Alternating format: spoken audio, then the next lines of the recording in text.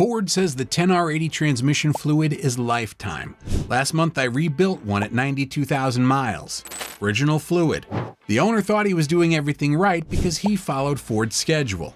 On modern F-150's, transmission service is no longer as simple as just changing the fluid. The wrong method or the wrong timing can create problems most owners never see coming.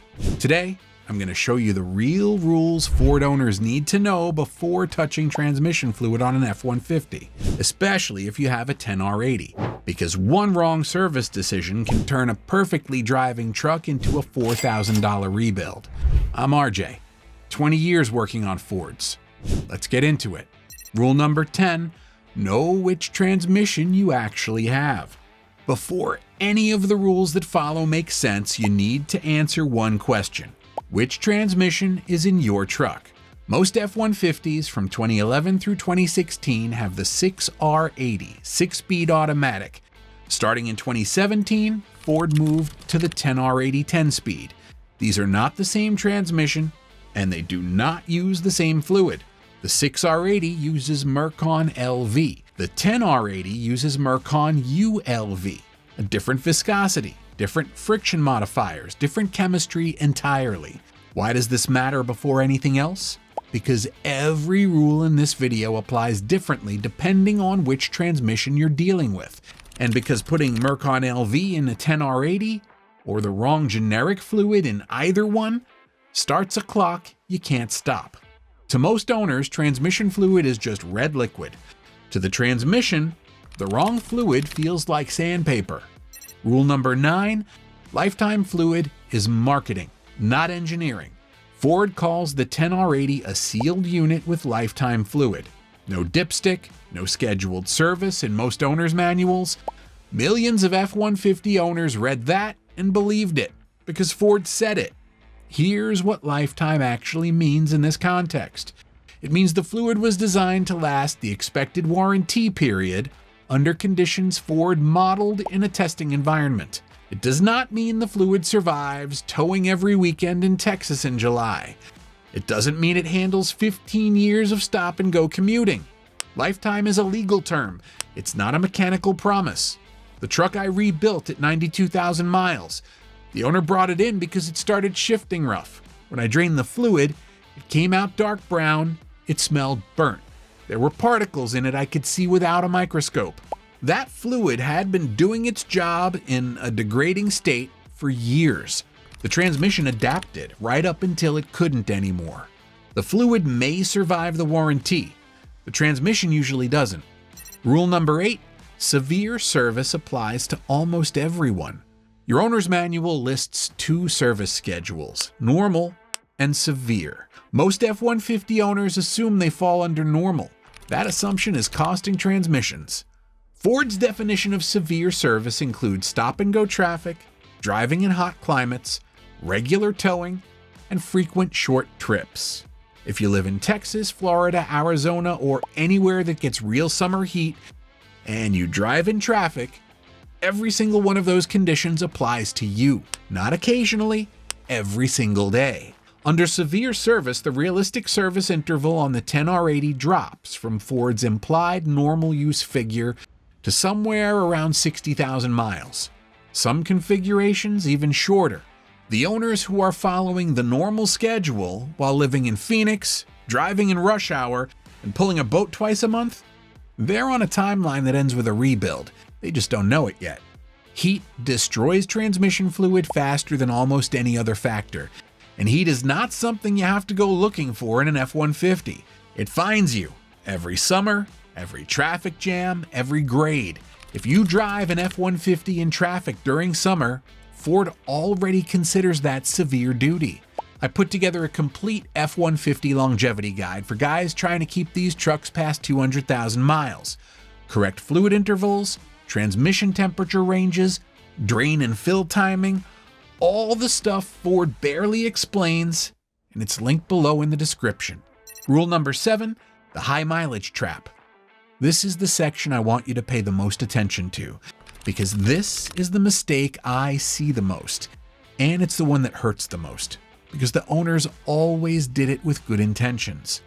The truck reaches 120,000 miles on original fluid. The owner hears the transmission fluid should be changed. He finally decides to do the right thing. Fresh Mercon ULV goes in. The truck leaves the shop shifting fine. 3 weeks later, he's back. Slipping. Harsh shifts. Delayed engagement from a stop. He thinks the shop made a mistake. The shop didn't make a mistake. Here's what actually happened. Over 120,000 miles, that transmission adapted to its environment. The clutches wore slightly. The fluid broke down. But the whole system found a balance. Worn parts functioning in degraded fluid that had become almost part of the system itself.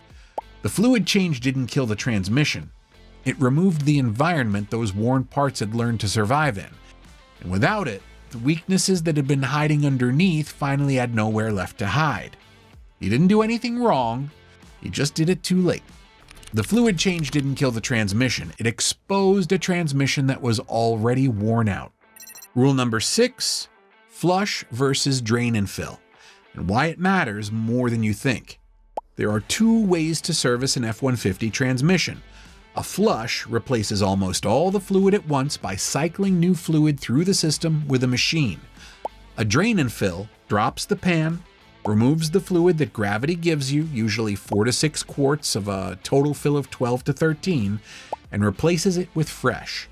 On lower mileage trucks with documented service history, some shops still perform flushes successfully, and under those conditions it can work fine. But on most high mileage 10R80s, especially with unknown service history, I prefer drain and fill. Partial refresh, lower shock to the system. Let the transmission absorb some change before asking it to handle more. A flush is aggressive maintenance. Aggressive maintenance on a neglected transmission is gambling. The next 3 rules are the ones I see right before a 10R80 fails completely. Pay attention to these. Rule number 5, never use universal ATF in a 10R80. Mercon ULV is a specific fluid. The clearance is inside the 10R80 valve body. The friction characteristics of the clutch packs, the behavior of the torque converter lockup, all of it was engineered around that fluid. When you change even one variable in that equation, the transmission starts working differently. Universal ATF fluids claim compatibility with multiple specifications.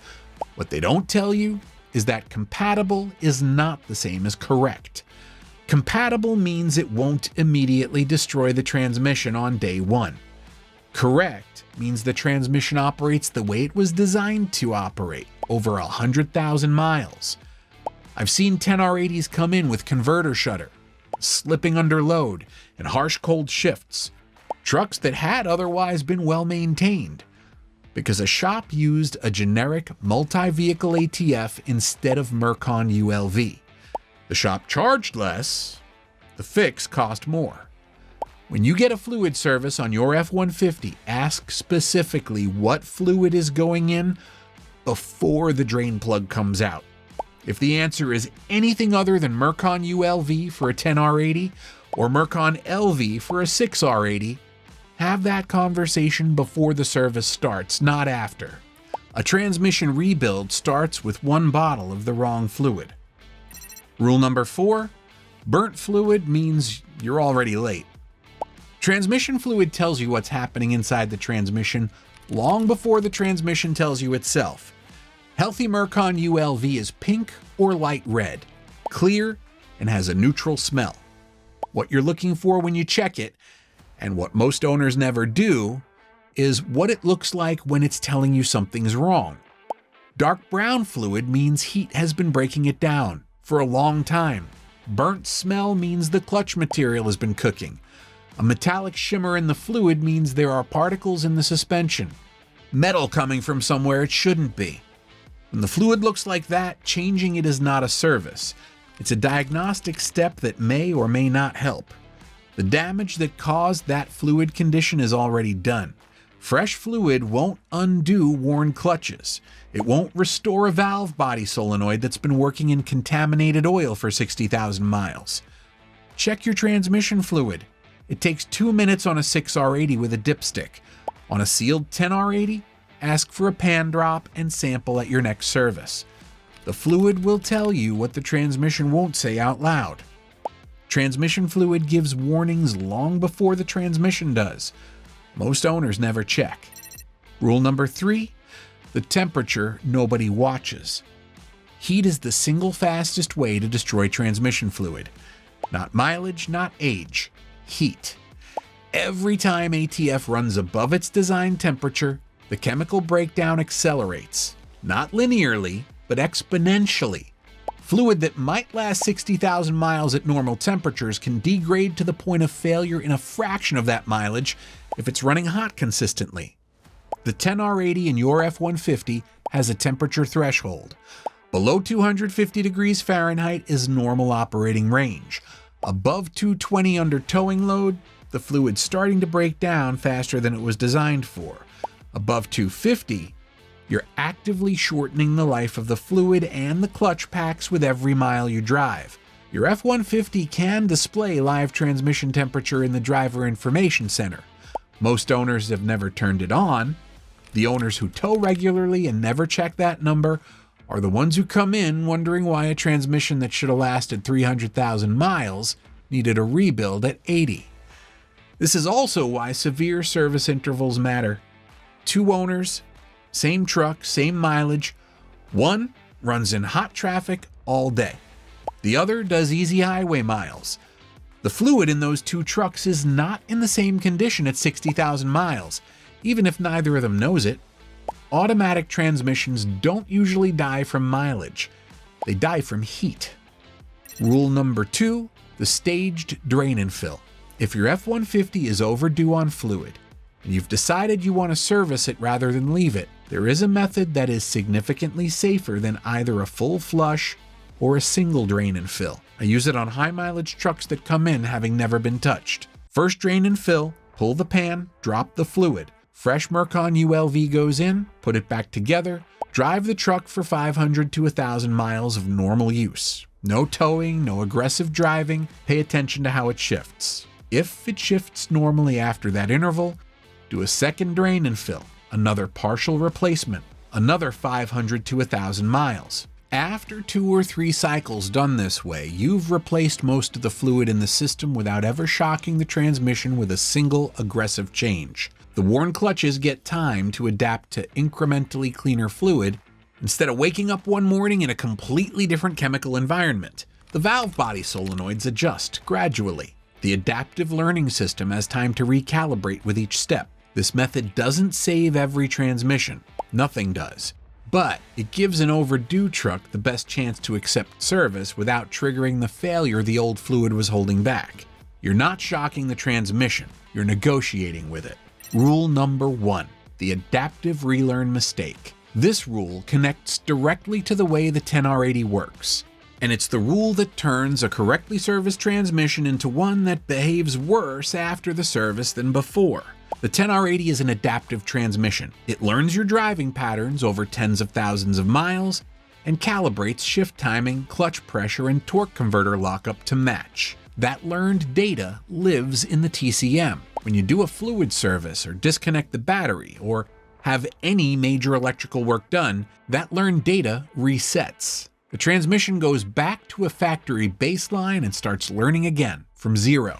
Here's where most owners make the mistake. They pick up the truck from the shop, merge onto the highway, and drive it exactly the way they always do. Hard acceleration, aggressive passing. Maybe they hook up a trailer that afternoon because they were waiting on the service to be done. The TCM reads all of that as early baseline data and adapts to it. The first 50 to 100 miles after a service matter more than most owners realize. Gentle driving gives the adaptive system cleaner baseline data to work from, and the transmission shifts noticeably better for it. After any transmission service on your F-150, drive gently for the first 50 to 100 miles. Mixed city and highway, light throttle, no towing. Let the TCM write a normal driving baseline before you ask the transmission to do anything demanding. The shifts will feel unfamiliar for a few days. That's the relearn. By 100 miles, they'll settle. Most owners think the service failed. In reality, the relearn failed. Now you know the difference.